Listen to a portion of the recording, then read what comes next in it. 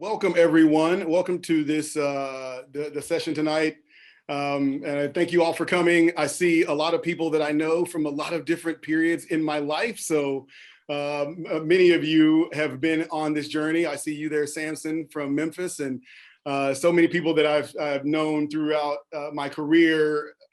And I've learned a lot about this thing that we do here in the arts, in arts education. And it has taught me a lot. And this is a moment in which I really want to share some of the things that I have learned and how I've galvanized some of those things into this particular conversation. And I will now begin by sharing my screen. Community Music Center of Boston, interrogating musical quality. Can culturally inclusive music education lead to excellence? I'm going to give you a teaser. I'm going to give you the answers to the pop quiz. Yes. So I figured I'd start by giving you the answer to the pop quiz. Absolutely, it can culturally inclusive music education can lead to excellence. So here's the agenda for today. We've begun with the welcome.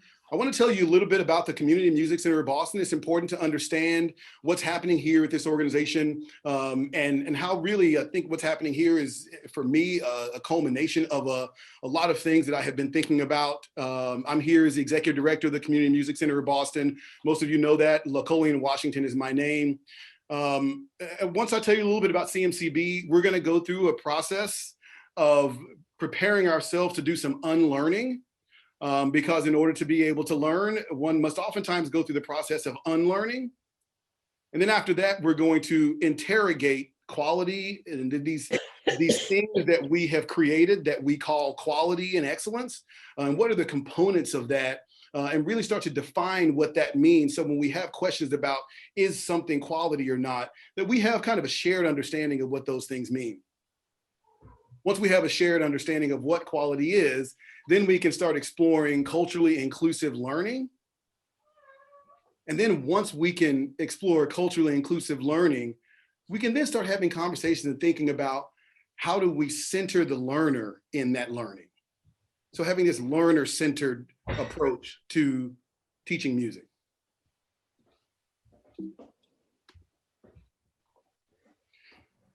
So the Community Music Center of Boston, it's an amazing organization. It is one of the oldest and largest community music schools in the country. We work with around 5,000 on a traditional year. We work with approximately 5,000 individuals throughout the city. We're the largest outside provider of arts education in the Boston Public Schools, reaching around 3,500 individuals in the Boston Public Schools each week. We also have partners all over the city, not only in after-school programs and in school programs, but also we're an organization that's a provider of music therapy as well. And so we work with, not in addition to our on-site programming here in the Boston Center for the Arts, we also have the site-based programming with health and human services organizations across the city. Here's a little bit of the work of the Community Music Center of Boston.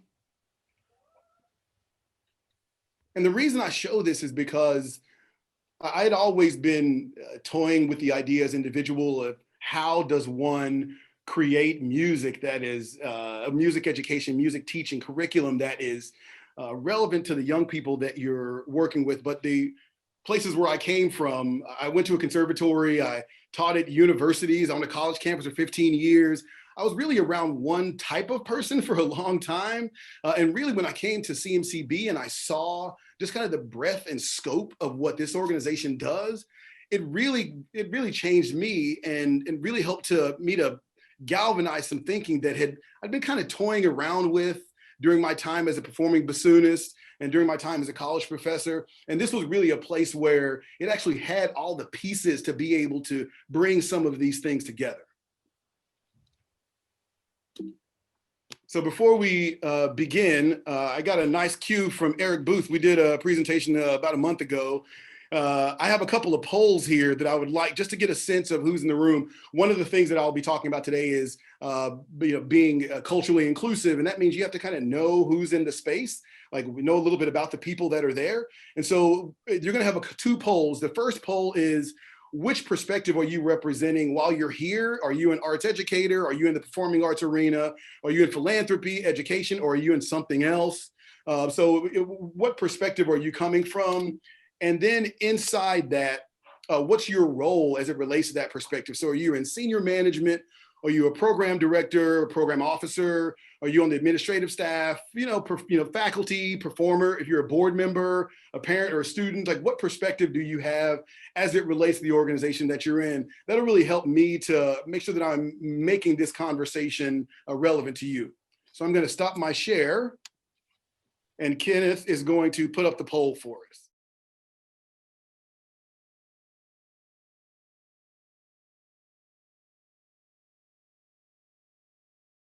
All right, so it looks like a lot of folks in arts education and performing arts. We have a few folks in philanthropy here, about 15%. Now, Kenneth, do you mind putting up poll number 2?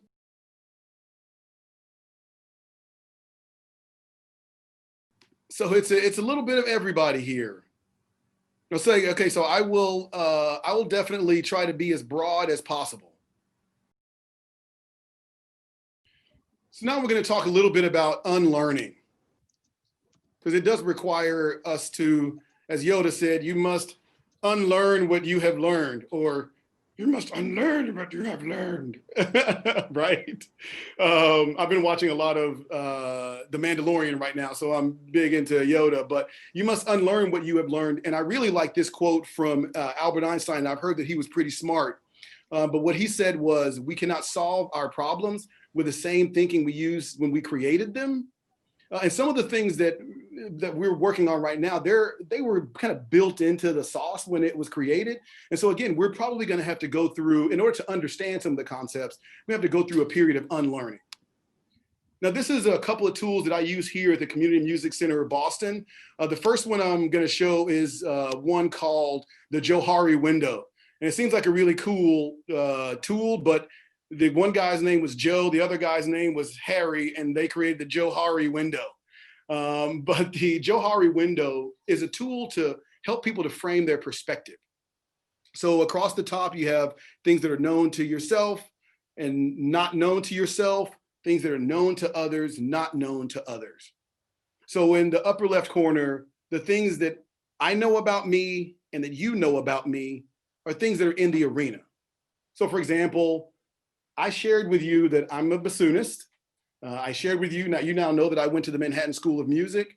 You know that I was a college professor. So there's all these things that you know about me that I have now placed into the arena. What you don't know about me is that doing these sorts of things makes me extremely nervous. Like nervous in a way I can't really describe.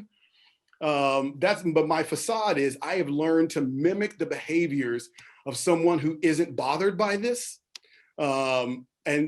But I am. So these sorts of things, they do make me very nervous. So my facade is, appearing that I'm confident in this moment, even though I feel like I'm sweating.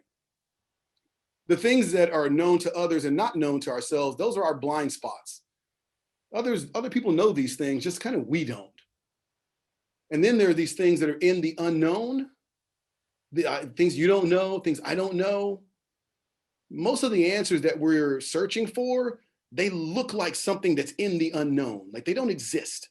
And so we have to have some comfort being in our blind spots because they're the access to our unknown, to us then exploring the unknown together. The other tool that I use a lot is the idea of the competing truths. So as you see this slide here, we're each unique and like no one else. We're like some people and unlike other people. We are each like all other people. Now, all those things are true, but they kind of compete with each other. Because how can you have one and the other?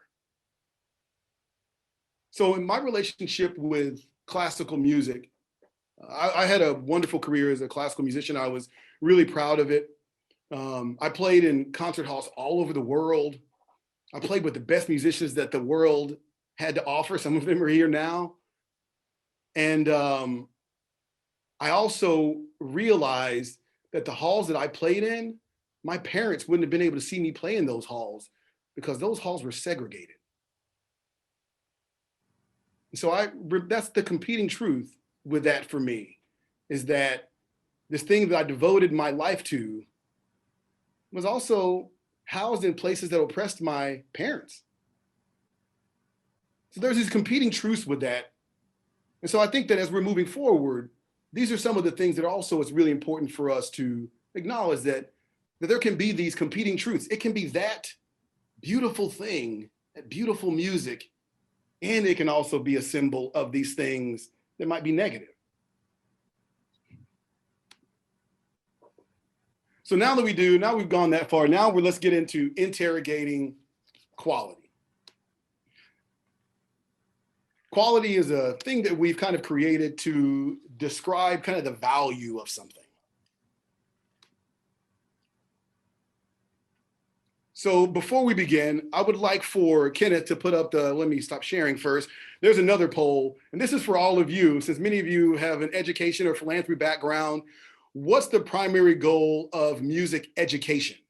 Is it to teach people to love music making, to promote European art music, to grow social emotional skills, to get people to attend concerts, to create the next generation of professional musicians? Like, what's the primary goal?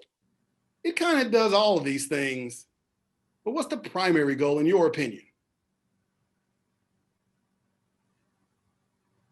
Okay, I think we're in agreement.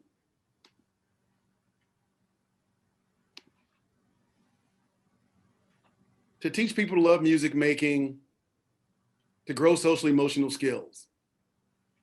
A lot of arts educators here who know what those words mean.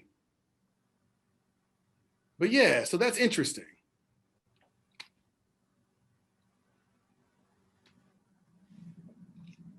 So when we talk about quality, it has a meaning to many of us. There are these components to quality. Component one is correctness, right? Like when we say that something is quality, high quality performance, it's measurable. Like, did that person play the correct notes? Was it free of faults? Did it follow these standards? Was the rhythm right?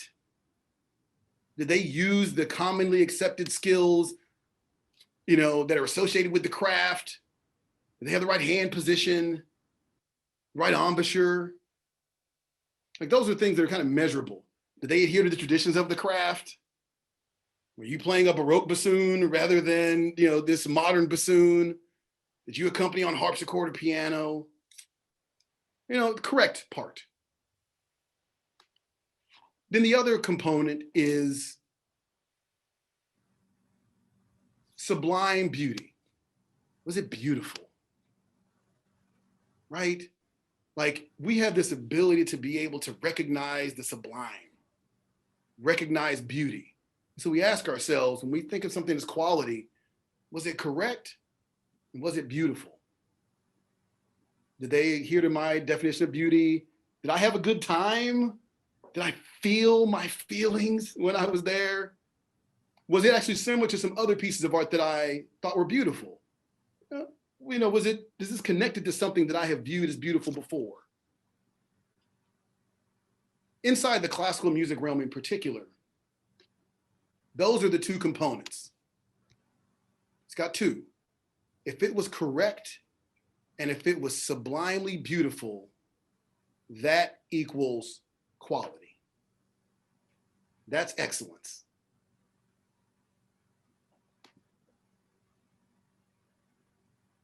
But what if we added another component to that? What if we added something else? What if we included relevance into the definition of quality? So I'm a person who I grew up in Black churches, when I was a kid. And I remember people singing in those churches, and there was a level of beauty that in those voices that always was recognizable to anyone who heard it. And for me, growing up in a Black neighborhood, there was something that was very relevant about what they were singing and the way that they were singing that music.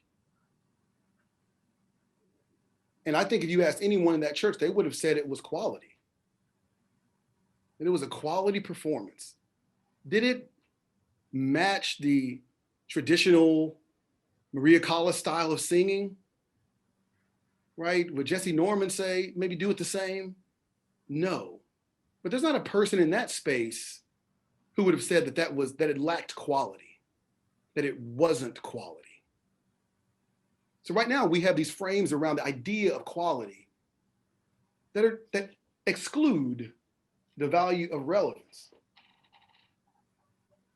So what happens if we include relevance in there? Like, when I'm listening to this music, does this music have any relevance outside of this educational experience? Is there an experience that this is connected to in my past or present? We're thinking about our students. Is this music reflective of the current understanding of someone's identity? Does this music connect me to another person's identity? So we've got to like rethink what it means to have quality. Because if you had 3 components and you're only picking 2, you've got so much to choose from in that definition now. So this is a part of the unlearning. Something can be correct and sublimely beautiful. Something can be relevant and sublimely beautiful. Something can be correct and relevant, and it can still be quality. So what combination equals quality now? When you're only picking 2 at a time, and there's 3 components, what means quality now? And as we start having conversations later about learner-centered programming, who decides the combination? And so really trying to reframe some of the thinking around what is possible. But what I like is when you think about quality now, what about high quality? A high quality art would have all 3 to a large degree. So before I move on to culturally responsive programming, anytime you use the words culturally responsive, culturally inclusive, cultural healing, oftentimes people will say, well, it has to still be quality. As if there are some cultures that would negatively impact quality. And there aren't any. There are 0 cultures that negatively impact quality. And so it's taken some time to rethink what is high quality. So now we're looking at our institutions, our organizations, looking at in philanthropy, looking at what we're supporting. Are we supporting just quality institutions? Or are we engaging in high quality institutions and high quality work?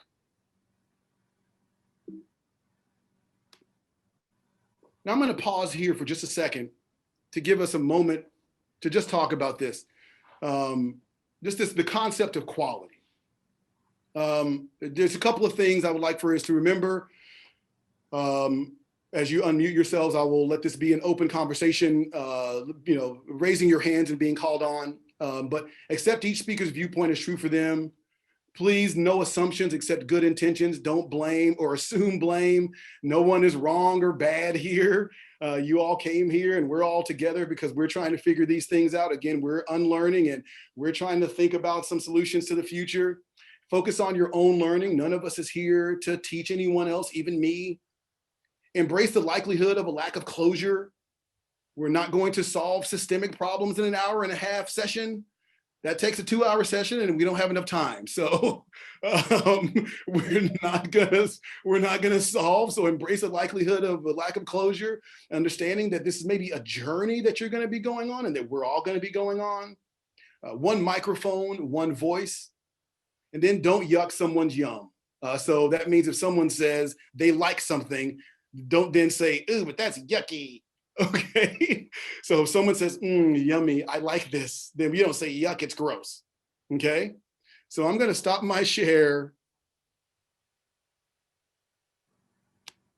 to open it up for just a few minutes of conversation just about this concept of quality and how we can open up the concept of what it means for something to be quality. For those of you who are introverts, someone just put something in chat. Why don't we invest the extra 30 minutes and solve everything? Thank you. I'm going to open up for those of you who are introverts, please feel comfortable writing things in the chat. You can send them to me. They'll come to me directly. If you're uncomfortable sharing to the room, for those of you who are comfortable, please feel free to either Zoom, virtually raise your hands, or raise your hands this way, and I will scroll through to see if anyone has a comment or even a question.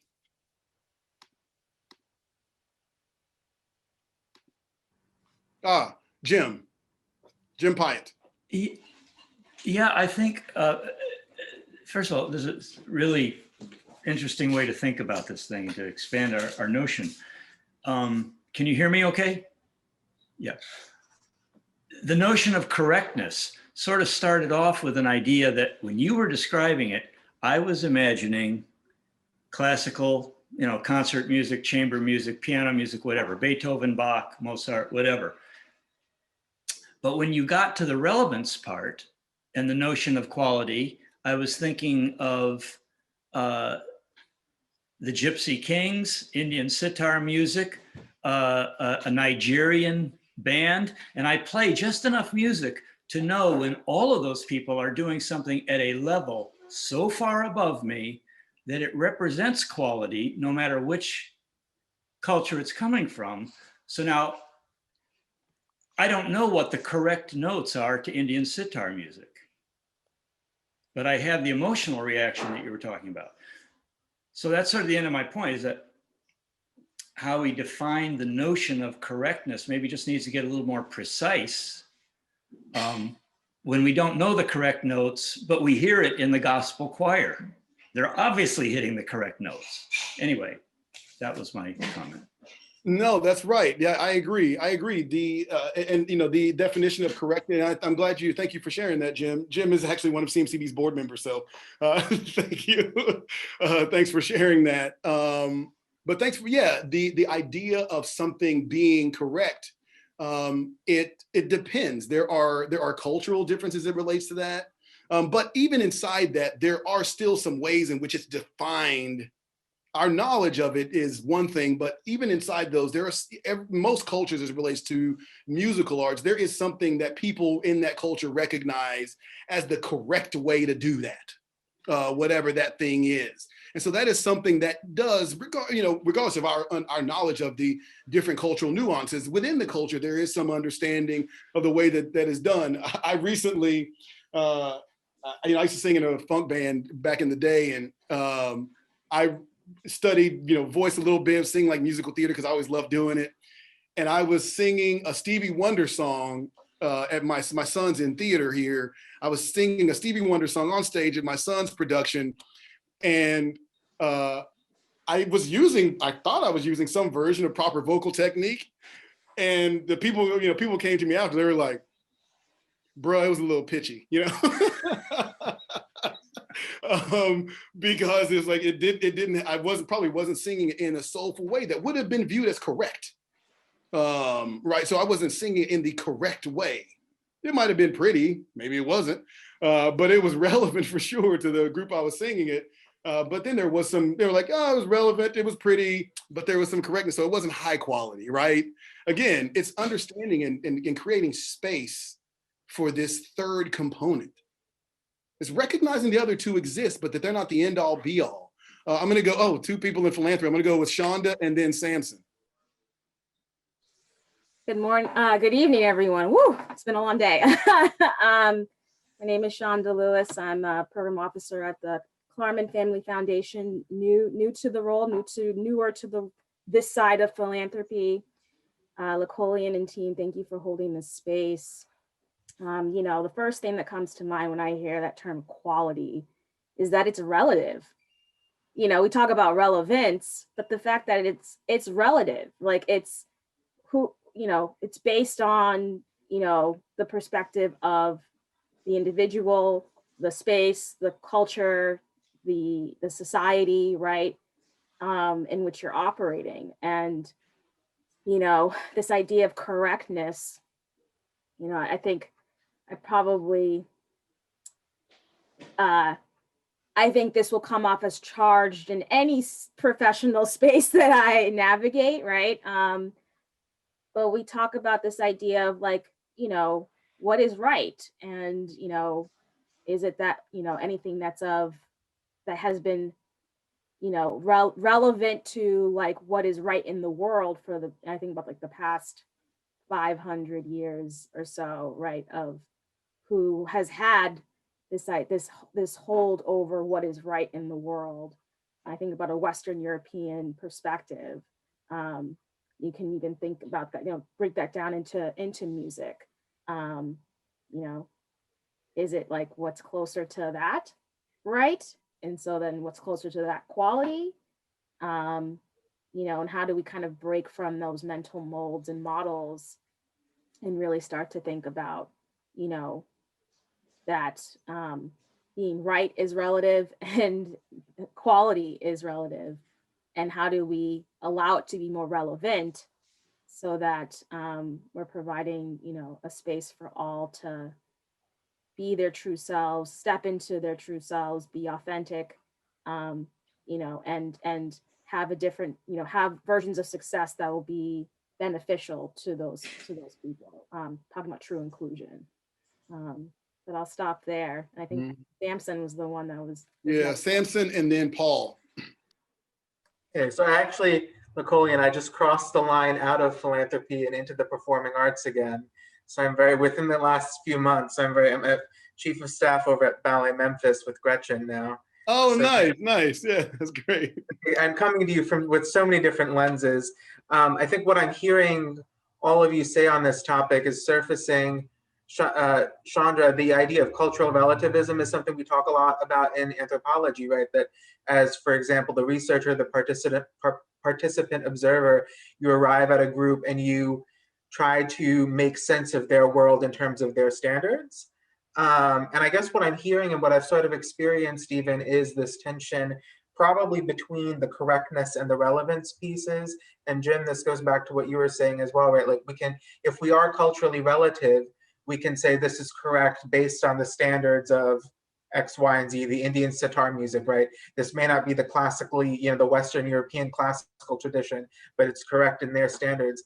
And I think that to me does show a road to getting to high quality through including all three. I think the tension that I've seen come, and I saw this come I was at an Opera America conference, and this conversation we were having showed tension between opera companies trying to do new works that would be relevant or presenting the canon that would be less relevant. And I was like, well, I don't know that it necessarily has to be that way either. But I think the tension comes, right, when you are an organization, you're an entity, you're either, you know, if you're an educational organization and you're training students in a specific tradition, that's your skill set, right? Your experience, you're trained in, for example, some Western classical tradition, you're only really positioned to train your students based on that. Or when you are a presenting organization and people are looking to you for the opera, the ballet, whatever it is, the symphony, they're looking to you for correctness in a very specific sense. And so I wonder if solving that piece of the puzzle does open the door to including all three, because I believe, you know, I believe in what you're saying, correctness, sublime beauty, and relevance, I think is how you get at high quality. And I see lots of organizations and lots of artists trying to get to that place now, especially. I think where we do fall short is, you know, just feeling like our hands are tied, perhaps erroneously so, when we say, okay, but are we doing something that's relevant and correct based on a different standard, a set of standards that's not our identity, right? If I decided to, as the ballet or as the opera, go into Indian sitar music and do that correctly, that's beautiful and wonderful, but is that close to my identity? Am I positioned to be doing that? And I wonder, just I'm curious to see how we start thinking about that through tonight's conversation. Yeah, and as we thank you for sharing that, Samson. As we get to the conversation about cultural inclusion, you know, that will definitely be part of that conversation, because trying to find some kind of a realistic balance and finding that, making sure we cross the line from tokenism into inclusion, and what does that look like, and trying to make sure that it's not appropriation either, right? There's so many things to try to balance in there. There's so many things to try to balance in there that it's important that organizations, individuals, and institutions start to develop some agency around that. And I think that's what you're speaking to. It's like really developing a sense of being able to recognize the things when they start to look off, so that you have the knowledge and the capacity and the experience and the ability to pivot when the time comes. Thank you for that, Paul. Sure. Hello, good evening. So my name is Paul Said, and I guess I was a composer at one point. And when Napoleon was defining, quality as tied to correctness, for me, it sort of made me think back on my musical education and how the correctness was, at least, I don't know why, my teachers and where I went to school, but it was sort of tied to the universality of Western art music. For me, it just reminded me of this like cognitive dissonance that I had with my own experience and how I was taught music. I was actually taught music with violin and piano lessons at 5 years old in Dhaka, Bangladesh. And even there, my teachers, they were like, Beethoven's Ninth is the ultimate, most sublime, most correct of all music. The tabla stuff, don't do that. Or when I came here, like, yeah, those your records, your friends, it's not really relevant or whatever, or maybe it's not correct, I should say. And so it took me a long time to sort of unlearn that and sort of become okay with sort of being comfortable with my own cultural backgrounds and reconciling that. But I don't know why. I don't know if anybody else had this experience, but during my undergrad, there was a lot of focus on the universality of Western art music and how, like, you can, there's scientific evidence, which is totally false, I can tell you, that if you take Beethoven's Ninth and you take it to some random village somewhere, they will all be like, yeah, this is amazing. I can tell you from real life that, if you go to my village in Bangladesh and you play that, they'll be like, I don't get it, man. So when do we dance? I don't get it. So that's just what I thought of. But the relevance part, that I think including that, I think is very critical, because depending on your background, it sort of shifts the frame to a more relative framework and allows for more individuality and openness. Thank you for that. And the only words I have to say to that comment about Beethoven Ninth is child, please. Like, that's not, Tarek and Dana, I'm going to get you at the next stop. I have a couple more slides to get through, but I'll get right to you at the next stop for sure. Okay, I'm going to share my screen again, because I want to talk about the thing that we seem to be landing on was this idea of things being culturally inclusive. And what does that even mean? Like, let's see if we can't figure out what that even means, that whole culturally inclusive learning. Well, in order to understand culturally inclusive learning, you have to have a growth mindset. You can't get there if you have a fixed mindset. Look at the traits of the fixed mindset. Shy away from things you don't know. Unable to handle criticism or feedback.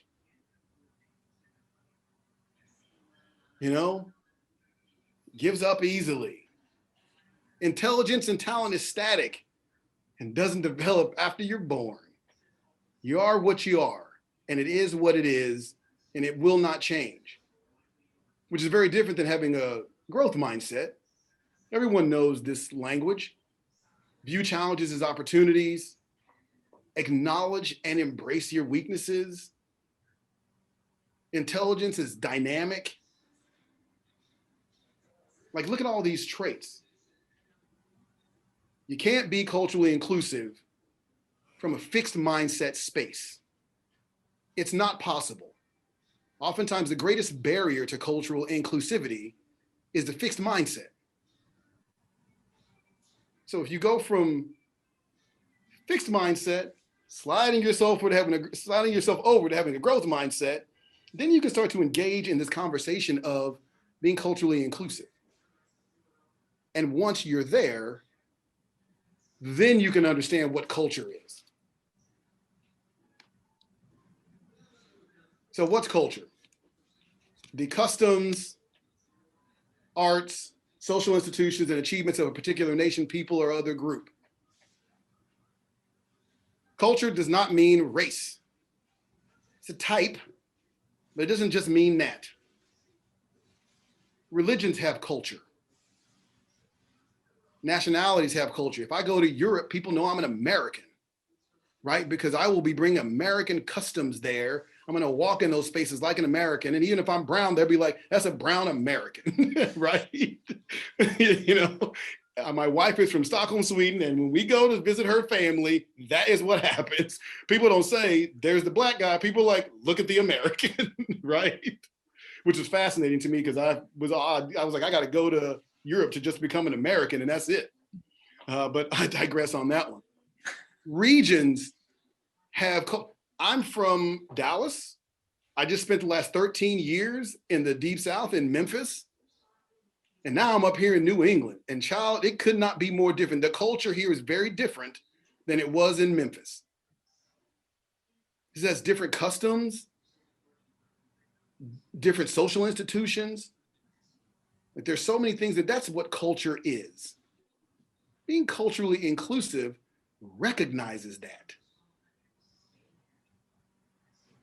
So if you're thinking about the idea of being Eurocentric, that's an example, but also being focused on one type of music. Hip hop has a culture attached to it. So when you're focusing on one genre of music, you're not only focusing on the genre of music, you're focusing on the culture it's attached to. And if you're only focusing on one, that means you're excluding the others. So in a culturally inclusive space, they don't ask who is being included. Culturally inclusive practices and spaces, they ask who is being excluded. And not how do we include them, how do we equitably include those that we're excluding? And that equity is an important term. When you just include people, oftentimes it lands as tokenism. And so equity is the armor against tokenism. Your Black History Month program. I tell people all the time, and people hear from me all the time too, I'm Black all year. I'm not just Black in the shortest month of the year. I'm Black all 12. So if you don't recognize my existence on the other 11, I'm not going to participate in your program on that 12th one. And the thing to note in that is that when I was putting this one, that last sentence there, I wanted to make sure that I said it. And that is, if there is too much of one culture, the non-members of that culture recognize it. And if there's too much of one culture, that culture probably has a blind spot for every other culture that it's around. And I want that one to really hit home because it's a blind spot. And more often than not, our microaggressions are in our blind spots.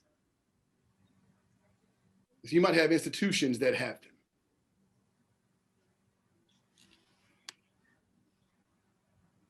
Here at CMCB, we try to be more inclusive. Everyone at CMCB has seen this. It's actually part of the orientation here at CMCB. Many people aren't a fan of labels. I'm not really either, but they're a helpful way to engage in a conversation about individuals and their identities. We use this tool called the Matrix of American Perspective just to get us into the conversation about being more culturally inclusive. It's not the end all be all. Some things aren't in here. Immigration status, for example, is something that's not on this, but something that we think about because we have a lot of immigrants in our organization who have varying immigration status. So it manifests itself as well. I won't spend too much time on it, but For those of you who can see it, it makes sense. Across the top, you have the social identity categories. Then you have the privileged social group in that category. The border social group. The border social group are those who might have access to kind of both sides, access to the privilege, but also access to the marginalization. And then you have the marginalized group, and then the term for their oppression. Every person who's on this chat right now would circle this very differently. Every person here.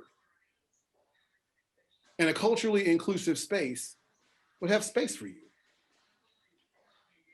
We'd be able to, you would see yourself in what was happening in the place, some way, somehow.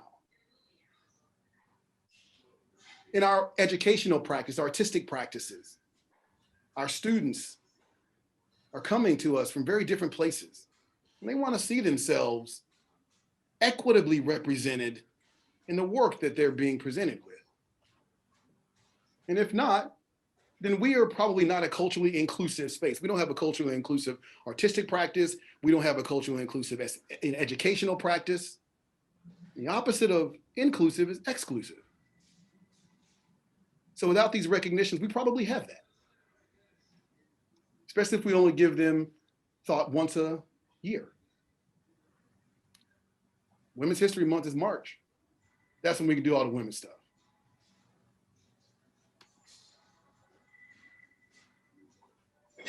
Once you're there, once you've gotten to this point, then you can start having this conversation we were just having about rethinking Eurocentrism. Now, I'm a fan of everybody's not a fan of the Boondocks, but I'm a fan of the Boondocks, and this is one of my favorite Boondocks cartoons. It's a comic strip. So it's about two brothers. This one is Huey. Huey is like a Malcolm X style, he just really speaks his truth. He's very educated. He's this little kid.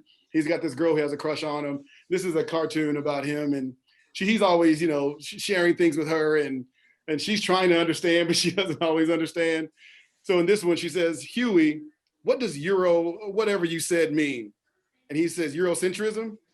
He's like, well, that's when you eliminate the African perspective and marginalize or omit people of color, their contributions, their experiences, et cetera. He's like, do you understand? She says, not really. And then he says, do you ever watch Friends? She says, yes. And he's like, well, then you understand. Which, anyone's ever watched Friends, they had all these controversies around not having non-white people on the show in the middle of New York City. So there was a lot of conversations about that. But the thing I have here is rethinking Eurocentrism. I don't ever say abandon Eurocentrism. I devoted my entire life to classical music. I'm not someone who says abandon it. But I think it should be rethought. This guy, George Lewis, who was a composer, he was the keynote speaker for the Chamber of Music America conference this year. And one of the things he talked about was the myth of absence. People say we don't do things because those things don't exist. We don't play Black composers because they don't exist. We don't play women composers because we don't know where they are. They're hard to find. They're absent. And that's a myth. This is a myth of absence. It's not a truth. It's easy to find, especially in the age of Google, right? These things are like, checkers, they ain't chess, right? These things are easy. They're pretty easy to find. So removing this idea of the myth of absence. And George, he also talked about, and Zach Sheets, our CMCB's manager of institutional giving, he told me this story. And he said, imagine that you had all the great art. You went to a museum and it had all of the great art that was created in the history of mankind. And then you went in and you took down all of the art that was by women. And then you took down all of the art that was not by people who had a European heritage. And then you said, this is all of the great art in the history of mankind. And we're going to build our institutions, our pedagogy on this art. So the ideas of rethinking Eurocentrism and this idea of the myth of absence, because maybe that's not the way to go, Eurocentrism. Maybe it's not true that these individuals are absent. And so when you're thinking about being culturally inclusive, it's actually deciding to go on that journey of rethinking Eurocentrism and removing that idea of the myth of absence. Okay, so let's talk a little bit about this, what cultural inclusion means. Tarek, and then Dana, if you had a comment as well. So I appreciate you. My name is Tarek Ward, Director of Music Programs for the Elma Music Foundation. So I want to first reveal my bias. I come to this as a former engineer, as a Black man, and what our foundation does is we center the lives of Black and brown children. So that's the lens that I'm coming from. So that's where this is going to come from. So when you talk about, previously when you talked about quality, those three elements, I think of them as an engineer as a difference between accuracy and precision, where accuracy is the measure to a standard. So if you look at a ruler, is an inch as defined by those who set the standards. Whereas precision is how close to your intended target did you get? How many lines are there, right? So if we think about this as a target, accuracy is how close to the center did I hit, and precision is how close to what you were aiming for did you hit, which are two different things. So when we think about that in the context of Black and brown children walking into music classrooms, part of what we see here, and forgive me if I trip over the elephant in the room, is that the elements of racism that exist around the world, and anti-Black racism that exists around the world and in America, immediately discounts and deprecates the cultural capital of these young Black and brown children as they walk into the room, right? So when we think about what it means for a young person to come in and learn music, oftentimes, even if we come at them from a perspective of Western hegemony, we want to meet them where they are, but we don't want to leave them there, right? That's the issue, is there's a bridge to be built here. And while that classroom may not recognize their musical fluency and their cultural capital, the marketplace does and has for the last century and a half. These Black and brown children have created the most popular genres on the planet, period, point blank, right? So they want our rhythm, but they don't want our blues, right? So when these young people are coming to the classroom and they're dealing in their own musical and cultural histories, that is not valued in these classrooms. Yet, and still, it is built on these same foundations, right? They could have a conversation about Duke Ellington and Kanye West if you give them the opportunity, right? There's a bridge to be built there. So part of it now is acknowledging that space and being able to accept that these untrained ears walk into the classroom as experts in what they know. They walk into the classroom as experts in what they can hear because they listen to music. They learn to sing before they learn to talk. Everybody does, whether you believe it or not. So in so doing, we've got to acknowledge the value that they bring to the classroom and use that as a starting point, not erase it and then say, hey, we have to start at Every Good Boy, right? And FACE.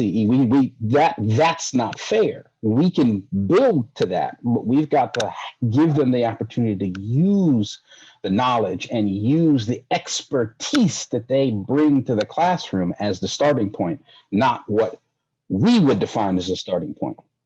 So meet them where they are, but don't leave them there. So I think that that's a big piece that tends to be lost in this conversation. So you can find a way to get them from whatever it is that's coming through their headphones, and believe you me, they've got headphones and they're listening to music. So they are fluent. You've got to find a way to build that bridge from there to wherever you'd like them to explore. And recognize, acknowledge, and validate what they know when they walk into that classroom, and they will make wonderful music. It may not be what you expect, but it will be what they want. And if you can give them the tools to make sure that they are able to express whatever it is that they want with the accuracy, and when I say accuracy, I mean what they intended to say, right? Because they are giving you a message. That's what music is. That's what musicians do. They speak, whether they speak through words or speak through melodies. They are giving you a message, and they're doing it on their own terms. And all you're doing is giving them the vocabulary. You're giving them the scaffolding, the framework that they can then take and break all those rules, right? Because you don't get any new music if you don't break the rules, right? So I think there's just got to be an acknowledgement of what these young people are bringing into the classroom. And if you treat them like experts, they will be experts, and they will learn more, and they will flourish, right? So I think that's one of the pieces that I think often gets lost in this talk, is that there is a conservatory model, but you can't start there. You've got to start wherever your young people are when they walk into the classroom, and then expect your model to be broken, and broken with intent to move beyond that to a place where they need to go. So that's kind of what I wanted to say, because that's the kind of stuff that we're trying to look at. Yeah, that's church. First off, like that's straight up church. A lot of applause going on here. Yeah, it's like I might give you the mic. That was that was fantastic. Thank you for that. Actually, I do want to share before Dana makes her point. I do want to share that when you were talking, it reminded me of a story that I tell oftentimes. And in my last session, I told this story about when I entered my first theory class, and I got to the University of Texas, where I did my undergraduate studies. And I grew up in a Black neighborhood. I was in band in high school. I was pretty good at the bassoon, but I wasn't, the greatest bassoonist, but I was good enough. But I'm like, I want to major in, for I majored in chemical engineering. And then I was like, I think I want to major in music. So I go over, I take my first theory class, and they start talking about, major, minor chords. I'm looking at them on the board there, and I'm like, oh, I get that. The first, the third note of a scale. All right, that makes sense to me. And then they played it on a piano, and I was like, okay, I can't hear that all that well. And then it was like, okay, now here's a Mozart piano sonata. And then I was like, now I've totally lost it. Now I really don't understand. It's like, okay, now here's a Beethoven string quartet. And I was like, I don't know what any of these, I don't know what this stuff even means. Like it was just a wash of unfamiliar sounds to me. And then as I progressed through theory, I finally get into theory 3, and everything started to make sense to me. And then I remember being so upset, because I was like, they could have taught me all of the first semesters of theory using Stevie Wonder's Talking Book album. Like I would have gotten everything. He's got common chord modulations in there. I mean, he's got perfect authentic cadences in there. He's got imperfect ones. He's got a Picardy third. Like I could have learned all of those things if they just. Right. They'll sell that music, but they won't grade it. Right. They'll collect that check, baby, but they won't give you an A, and that's the difference. Yeah, and that was one of the things, and in that other talk, but I'm not using it in this one. In that other talk that I give, I explain that the purpose of the music and purpose of the education wasn't to teach me music; it was to get me assimilated. Assimilation first, then you can learn music. And so once I understood that, that's been the journey I've been on the last 20, 25 years, is kind of, again, unlearning that. Because the goal wasn't just, if I was just to learn to love music, I already did. That's why I was majoring in it. So the purpose was to get me assimilated first, and then you get access to the rest.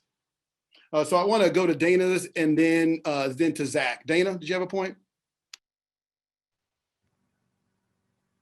Well, I just appreciate so much all of this conversation. It's fantastic, and I'm looking for my blind spots, which of course I can't see, and this is a really incredible conversation. And so I come at this from the place of a performer and an artistic director who does a lot of programming and hiring of musicians and pushing my musicians a little out of their comfort zone. But in terms of education, what we're focused on in my organization is educating our community and our audiences. So, and then of course I also teach, so there's that side of it too. And I think what Paul was saying about, this this idea of cultural relevance. I know musicians, we get so hung up on the correctness that we make ourselves irrelevant, right? Like if it's just about Beethoven, we just are going to lose our relevance in our community. And I just have a little like sort of data point to share on what Paul was saying about in our organization, we ask our audience to vote for their favorite piece on each program. And then at the end of the year, we take the winners and we play them all in the concert that's curated by our audience. We put Brahms on the program, Mozart. They never win. Okay? I have decade of data to tell you that Brahms is not who we think he is. He's just not. You know who wins? The composer who lives down the street. Right? Florence Price, every single time she wins, and you tell their story and the music is beautiful and it connects with people and they come back to the concerts and they like Mozart. It's fine. But we think as classical musicians, we know what the best music is, we're such snobs. And I just want to follow. It's just not true. Thank you, Dana, and I agree. I mean, I remember playing on your recital, for example.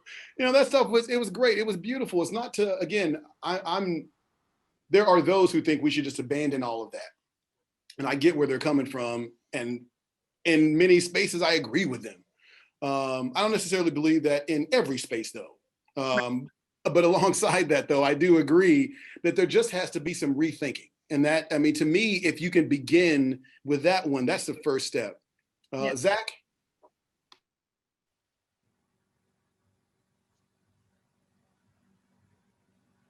Yeah, hi, sorry, my computer just froze for a second. Can you hear me? Mm-hmm.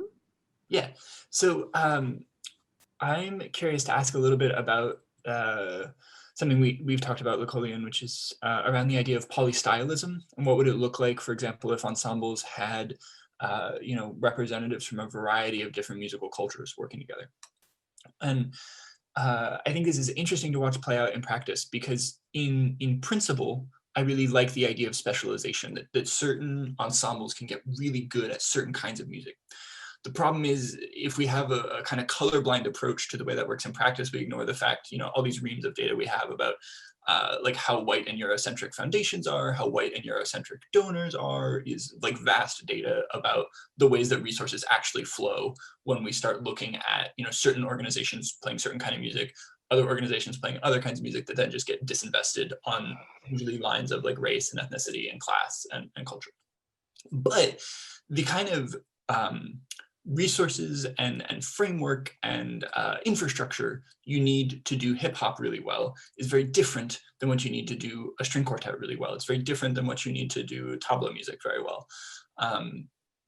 And then from there to teach it very well, right? The equipment, the space, the venue, the way you market it, like everything about it starts to become increasingly disparate and pulling competing directions. So it becomes very hard for all but the largest institutions to get this all to work together. Something like the Kennedy Center is positioned to do that, and they should. But for a lot of our small and mid-sized organizations, my fear is that any attempt at that would become tokenism, not out of a lack of cultural understanding, but just out of a lack of resources. So I'm wondering, as you think about cultural equity, how do you think about convening different organizations? How do you think about individual organizations doing work within their own, staff and resources to be able to navigate these conversations? Yeah, well, I would say, Ibram X. Kendi, he talks about, being an anti-racist organization. He said, in order to make an anti-racist society, you have to have anti-racism happening everywhere. Like if you work at a McDonald's, you can make your McDonald's an anti-racist McDonald's, right? Like, but really thinking about it from the perspective of wherever you are, in whatever way you can engage in that, because it's got to be done at a micro level with individuals and a macro level with institutions. Which I think is a really good way of thinking about that. To your point about, actually, I was having a conversation with a very well-known music performance organization here in Boston, and they were talking about the work that they were doing. And one of the things they were like, we're going to partner with this person to do X, Y, and Z thing. And I was like, why? Why don't you put him on your roster? Why don't you pay him to be in your thinking room all the time? Not just when you're like, oh, we're doing some things outside for Black kids. We should hire a Black guy to do that, right?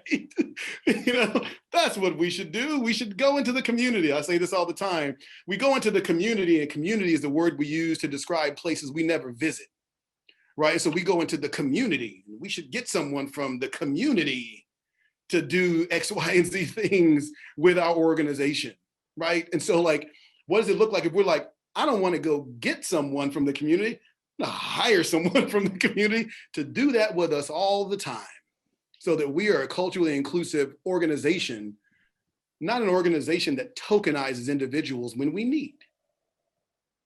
So what does that look like? And so to your point, I think that of all institutions, I think symphony orchestras should have hip hop artists, and should have, you know, people who have what's the word I'm looking for? Culturally specific, that's the word. People who have culturally specific backgrounds, have them in the room, not when you're planning your like Black History Month or Latin American Month or whatever, but every time you are planning a program, it's a whole team of people who have a whole team of perspectives helping you to come up with that program. Everyone in the room will be smarter then, right? Like whatever comes out of that room is going to be super dope, right? Because it depends, it's because of who was in the room. I tell people all the time, my job is not to be the smartest person. My job is to create the smartest rooms, right? That's it. That's my job. That's my primary function, is to make sure that the room is a smart enough room where cool things can happen. I have several of CMCB's board members here. Many of them are like, wow, you did these amazing things. I'm like, I didn't do that, right? Like, that wasn't me. I hired the person who did that, but I played no role in that. And I agree, it was amazing. You know, and so, you know, again, I think that it's really thinking about things from perspectives like that, where we're moving past tokenism into true inclusion. Abby, I'll get you next. I'm going to go to the next slide.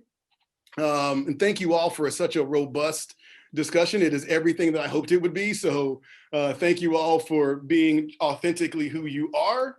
Now I'm going to go back to sharing my screen, because I want to talk about this we talked about this a little bit, and Tarek, you mentioned this as well, the whole learner-centered nature of teaching. It was a great slide. I borrowed the graphic, but they're captioned at the bottom.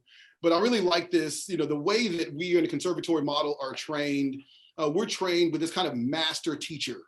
We have this master teacher that kind of pours their brilliance into their students. And the student has now been gifted with this knowledge by having been in the presence of the master, right? That's a very teacher-centered way of thinking about it. It appears to be learner-centered, but it's not. It's teacher-centered. A big moment for me was one of my former undergraduate students. He said it publicly, so I can say it here. His name is Garrett McQueen. He and I were on a panel together, and we were talking about more culturally responsive. And he said, when I was in school, Lacolian was my oppressor. And I never forgot that, because publicly, I agreed with him. He was 100% correct. I was his oppressor, because I was teaching the way that I was taught, which I was the master teacher. I'm the only person, I would say all the time, I'm the only person in this room that knows how to get a job on the bassoon, right? That was the thing that I would say. So I would recommend we all listen to the only person in this room who knows how to get a job on the bassoon. But that's very much teacher directed. Now, Garrett has done extremely well for himself, not only as a musician, but as an entrepreneur as well. But I was his oppressor because I was existing in this model. So what does it look like if you see on the right, we take the red, and rather than having the red person be the teacher, the red one is the student. So we understand, we're looking at these students and saying, not only what do I have to offer them, but what do I have to gain from them? What do I have to learn from these students? See, once you've gone through this whole thing, you've gotten to the point where you see quality as having relevance. That means it's relevant to the student. You got to learn that from them. And once you've seen that its relevance matters, you're like, how do I be culturally inclusive? Well, I got to find out the culture of this student first. And now once I know the culture of this student, how do I center things that are relevant to them from their cultural perspective in the way that I teach? So it's having asset-based relationships first. First is realizing that the students have something to offer already, even a 9-year-old. You have something to learn from them. Your job as a teacher then becomes finding what you have to learn from them. It begins with understanding that relevance piece and understanding the cultural inclusive part of it. And cultural not just meaning race. So having a sense of that. And then you can say that they have something to offer me. I will be a better human being by the things that they have to offer. Not just a better teacher or a better musician, but a better human.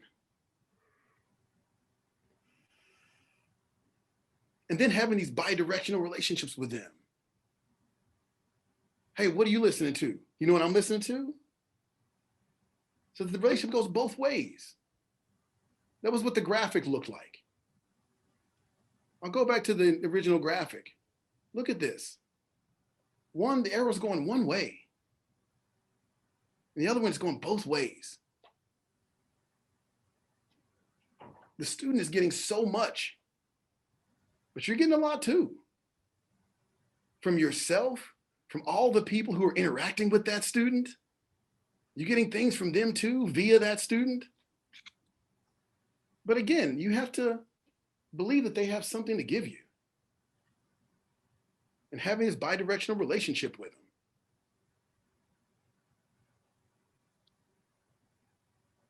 So what happens next? If we do all the things I'm talking about tonight, what happens next? Child, I don't even know. I've never seen it done before. I don't know. I wish I could say I know what that looks like, but I just don't. But I tell my sons though, this is something I tell my two sons, Henning and Mateus. I tell them that there's this song called Fantasy by Earth, Wind and Fire. It's a beautiful song. And I tell my sons that when world peace happens, we're gonna all walk down the street in a big parade, and that's the song that's gonna be playing. That'll be the song. If you listen to that song, it's everything. It's everything that's beautiful about humanity, leaving out the things that are ugly about us. And so basically for me, what happened if we get there? If we get there, we'll all be going down the street, hearing Maurice White and listening to those sharp trumpets sounding beautiful anyway, with this song, Fantasy. So I'm going to we'll have one more, just a couple of minutes of discussion.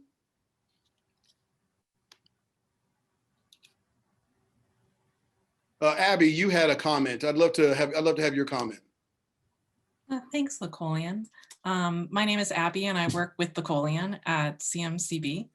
And I'm so thankful for folks who have shared. I feel like I have so many different thoughts just like tumbling around in my brain and trying to figure out what are the coherent ones that I want to share, which is I was thinking about growth mindset, about Zach's comment on tokenism, and also this idea of elitism or passing judgment on what is good and what we hold to a very high standard.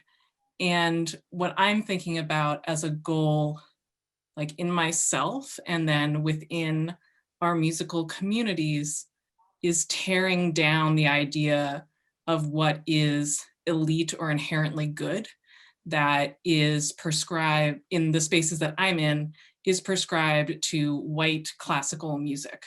And I'm remembering back to like being in a high school chorus, sitting in a chorus room, and literally just like staring at faces of like white men's portraits in the room. And it's like, these are the great composers. And this feeling that I had of like, oh, those other people get to be great and get to be excellent. I am not that person. And like, that was a lot of the impression that I felt and had in that space.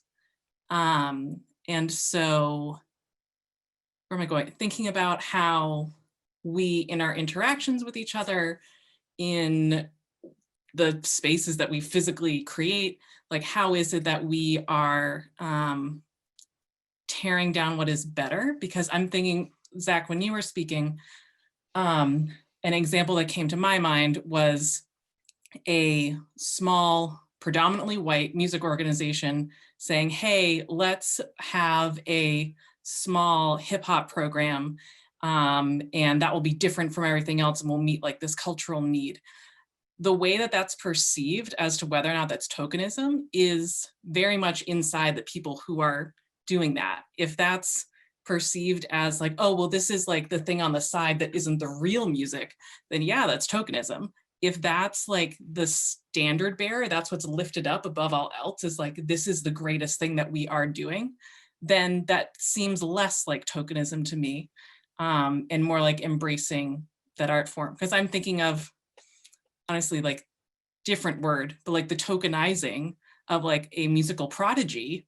It is very easy to lift up one person, one student in a space and be like, that's it, they're the thing. We're going to focus on that and lift that person up and kind of ignore the rest. So I feel like it has less to do with like the singularity of something and how we treat it ourselves in our community.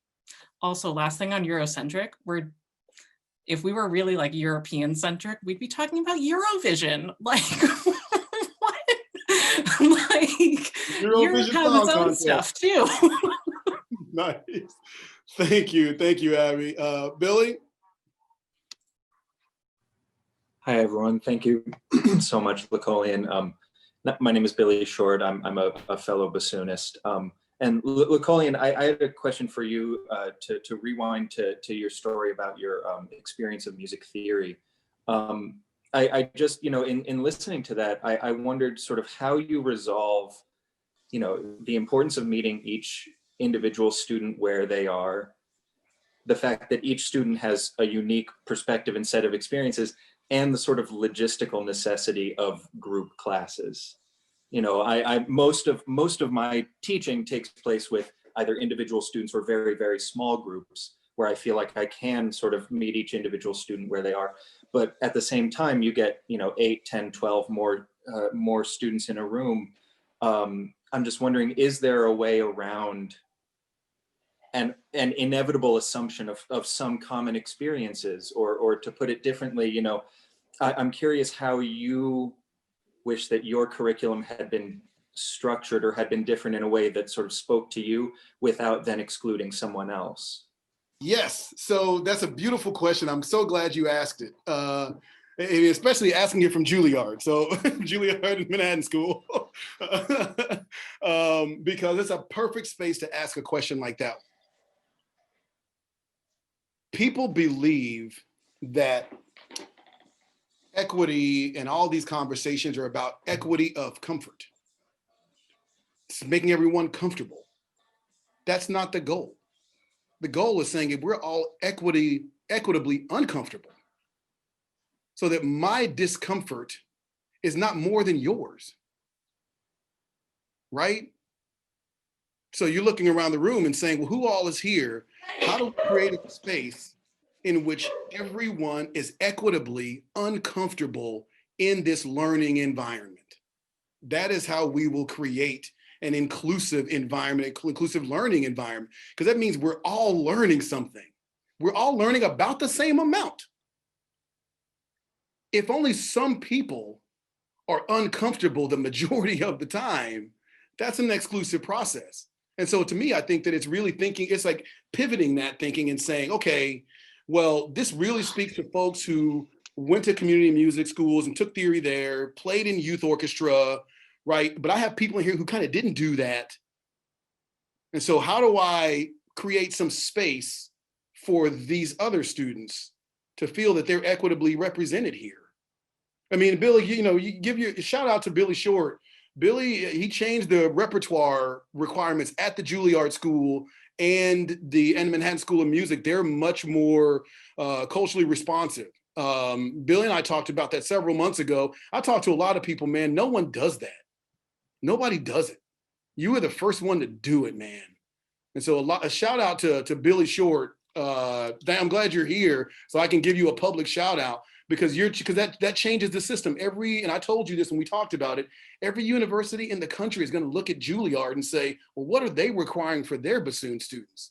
Well, then we're going to require that for our bassoon students because we want to go to Juilliard when we're done here.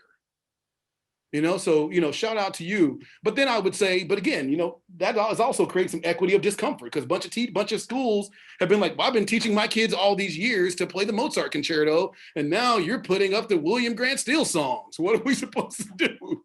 Right? But again, shout out to you for that. But again, think about it from an equity of discomfort perspective. I have one question from the chat that I wanted to amplify. Before we got to Justin. Justin, I see you there. Hi, good to see you. And yeah, so the question is, how can I be culturally responsive to a community that's not my own? And I think that, yeah, so if you're someone who is not necessarily from a particular culture, how can you represent that? You learn about it. I think that, thinking about, well, how much do I know about this community, about this culture? What are the things that I know about them? And then how am I and then including that in my language? And Tarek is saying the same thing. Get to know that community. You don't have to be from a community to be in it. Again, like I said, communities are places we use to describe the places we never visit. So maybe change the definition for yourself. Maybe that's a community that I do visit, and that I do know where the restaurants are. And when students reference things, I know what they're talking about. So maybe that's the relationship that you then have with the community. Justin, and then there's one other as well, Kenneth, I think, but Justin first. Great. Yeah, thanks for creating this space. I think someone else said. We have 2 minutes, right? Is that right? Yeah, I kind of always feel like just saying thank you for 3 minutes, right? But I'll say this anyway, just maybe it's something that's on my mind and not totally thought through here, but the idea of quality, and interrogating it and thinking about that, those indicators of social change quality that Americans for the Arts worked on, and there's like a bunch of different categories, and just thinking about, I guess, how the arts might attach and use some other disciplines ideas around like quality and I'm thinking of like a quality world, right? And so, and I feel like that's some of the things you're touching on. But I guess what's on my mind is this idea of like a racially equitable McDonald's or anti-racist McDonald's, right? Which I feel like Kenny doesn't, in saying that or leading us to think that, there's not really a connection to capitalism as being totally interwoven with racism and sexism and militarism and these other things, right? And this idea that the Western canon is actually a really good example of white supremacy, and it came up together.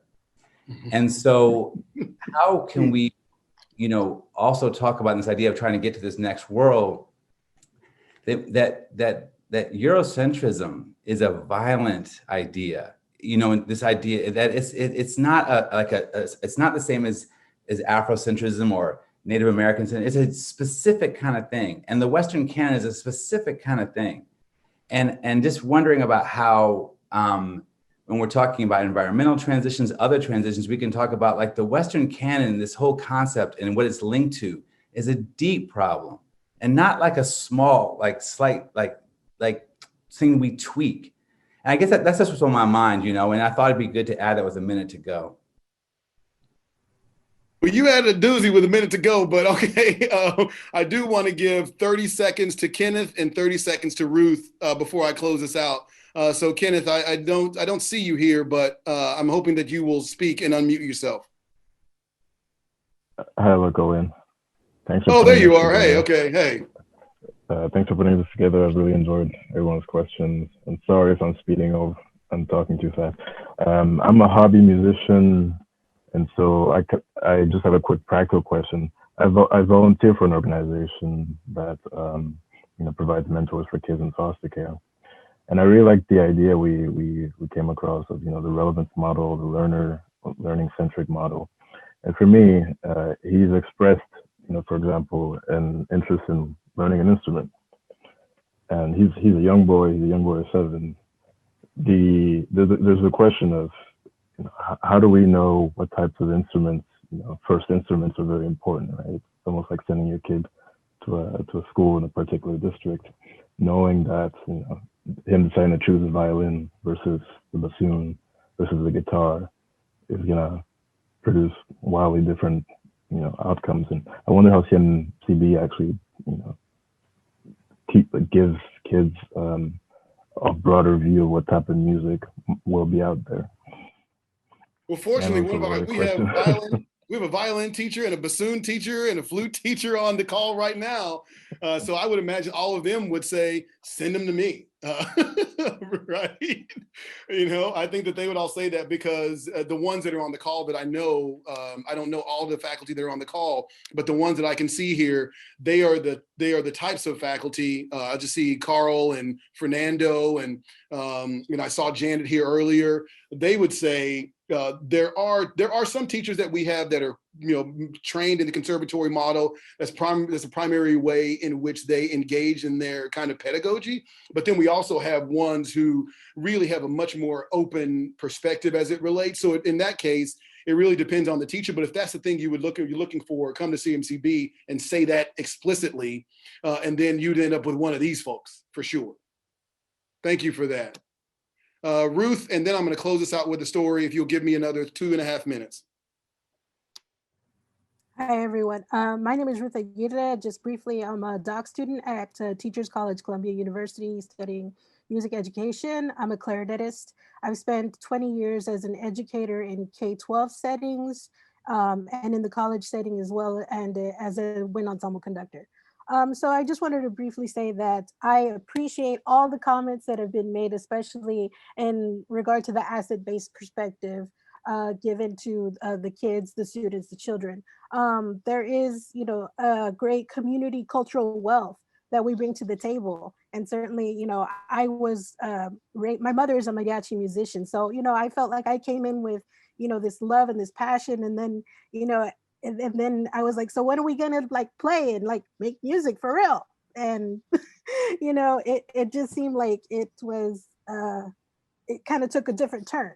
But anyway, asset-based relationships, very important. I appreciate what was said about that. We have something to learn from them. And just remember that Black and brown children, they're not just their struggles and tragedies. They bring great things to the table. Please remember that and value that. Thank you. Thank you for sharing that. And thank you to everyone. I am going to share my screen one last time. I just want to tell one story as we close out. If you haven't heard the story of the elephant and the giraffe, it's a really great story, and it's really relevant for this particular conversation. So we're going to go we're in the jungle, and there's this elephant there's this giraffe. This giraffe has this beautiful home. It's known all throughout the jungle as the most beautiful home in the jungle. The giraffe is walking through the jungle one day and bumps into the elephant. And the elephant says, "Oh, I've heard about your home. It seems like I've heard it's an amazing home." And the giraffe is like, "Oh, well, why don't you come to my home and you can come for a visit and we can have coffee?" So the elephant says, "Okay, I'll come by tomorrow." Elephant shows up, knocks on the front door. The giraffe opens the door, and the elephant kind of looks at the door and is like, "Oh, I can't get in this door. It's kind of tall and narrow." So and the giraffe is like, "Oh, well, you're going to miss some of the beautiful things on the upper level. But I have another door. If you go down around to the back, there's another door that I'm sure you can fit into. The elephant goes around, goes inside. The giraffe starts showing the elephant around, and the elephant wants to go down the hallway and can't fit. So the giraffe is like, you know, oh, it's okay, but there's beautiful things down here, and you're not going to be able to see them, and I'm really sorry. And then the giraffe gets a call and goes upstairs. He says, hey, elephant, make yourself at home. I got to run upstairs real fast. So the elephant turns around, knocks over a vase and breaks it. And then he starts walking, and he's trying to find a place to sit, and the chairs are too tall. He tries to go into the kitchen, but there's not enough room between the fridge and the island, so he can't open the fridge. And then the giraffe comes down and sees that things are kind of fallen over and broken. And the elephant says, you know, I'm really sorry. And giraffe says, well, you know, it's okay. I mean, I really like those things, but you know, it's okay. We're good friends.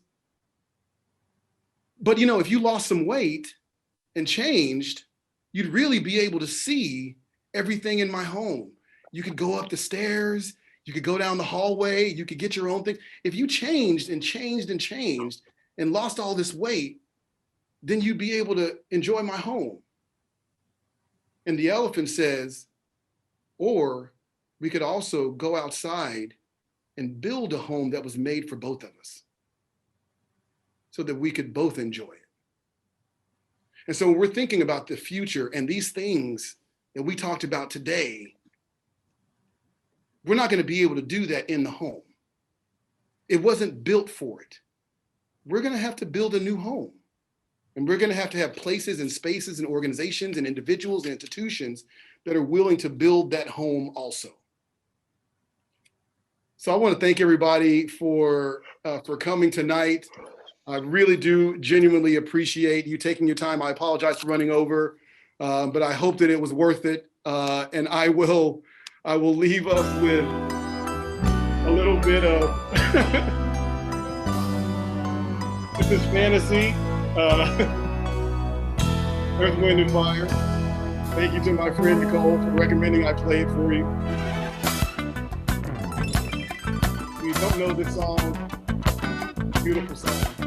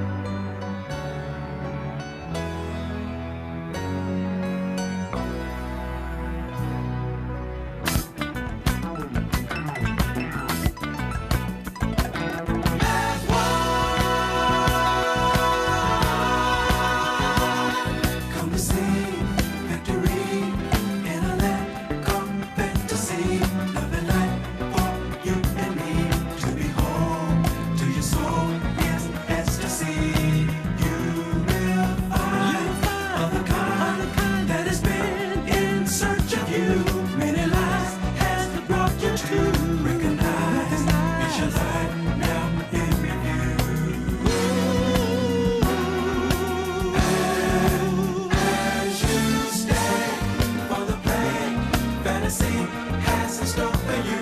Glowing light will see you through. It's your day, shining day, all your dreams come true. As you glide in your stride with the wind, as you fly away, give a smile from your lips and say, I am free, yes I'm free, now I'm on my way. Come to see victory in a land called fantasy. Love and light for you and me to behold. To your soul is ecstasy. You will find of the kind that has been in search of you. Many lives has brought you to recognize it's your life now in review.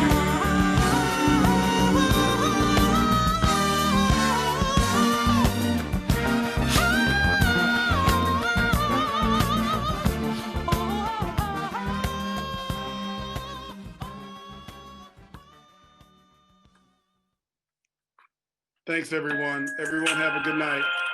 Bye-bye all.